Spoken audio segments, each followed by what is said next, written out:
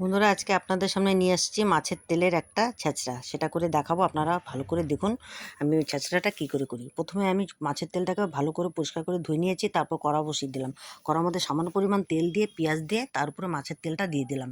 এখানে আমি একটা পেস্ট করব রসুন আর কাঁচা লঙ্কা, এই পেস্ট করা হয়ে গেছে। আর এখন আমি এর মধ্যে মাছের তেলের মধ্যে দেবো আলু আর বেগুন। আলু বেগুনটাকে আমি ভালো করে মাছের তেলের সাথে মিশিয়ে নিলাম। এখন আমি ভালো করে মেশানো হয়ে গেছে। এখন এর উপর দিয়ে দেবো আমি কেটে রেখেছিলাম পুঁই শাক, ডাঁটা আর একটা কচু, অল্প পরিমাণে কচু। এই সম্পূর্ণ জিনিসটাকে দিয়ে, সবজিগুলোকে দিয়ে আমি এখানে একসাথে মিশিয়ে নেব। তার উপরে দিয়ে দিলাম স্বাদ মতো নুন আর হলুদ গুঁড়ো। হলুদ গুঁড়ো আর নুন দিয়ে আমি ভালো করে এই ছাঁচড়াটাকে ঘেঁটে নেব। ঘেঁটে দিয়ে কিছুক্ষণের জন্য আমি এটাকে ঢাকনা দিয়ে দেবো।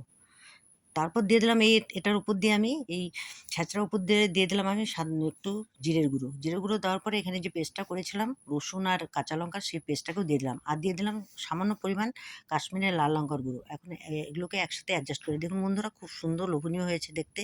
এখন আমি এবার নামিয়ে দিলাম।